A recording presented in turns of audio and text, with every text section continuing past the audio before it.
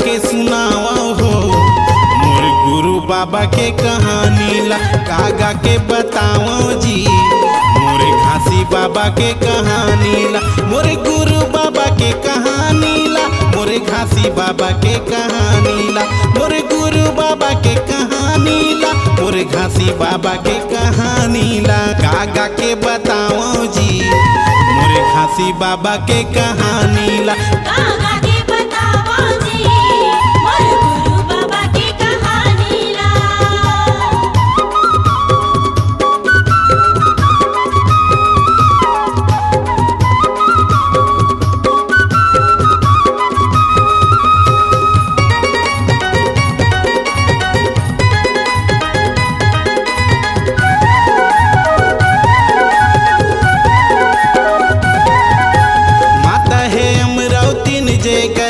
पिता है महबूदास हो, पिता है महबूदास हो, पिता है महबूदास हो। गिरोध के धरती में जन्म धरे गुरु मोर घासीदास हो, गुरु मोर घासीदास हो, गुरु मोर घासीदास हो। मोरे गुरु बाबा के कहानी ला, मोरे घासी बाबा के कहानी ला। मोरे गुरु बाबा के कहानी ला, मोरे घासी बाबा के कहानी ला। राजेंद्र रंगीला गावेगा मोरे गुरु बाबा के कहानी ला।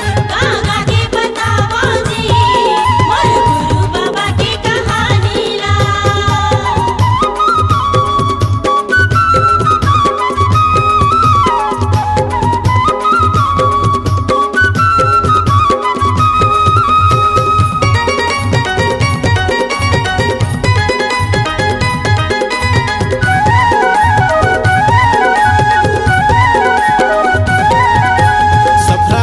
सही नारी पाए बेटी पाए जी सहोदराला, बेटी पाए जी सहोदराला, बेटी पाए जी सहोदराला।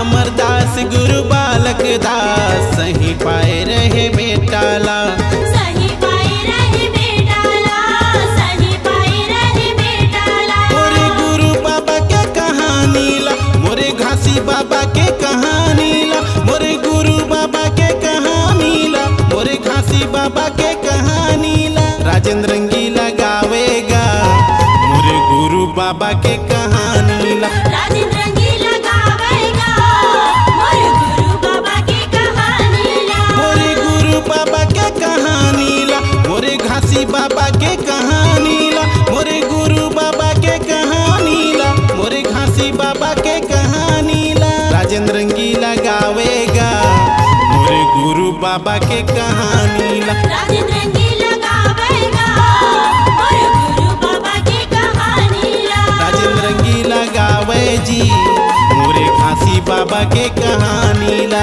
राजेंद्र रंगीला गावेगा मोरे घासी बाबा के कहानी ला। राजेंद्र रंगीला गावे जी मोरे घासी बाबा के कहानी ला।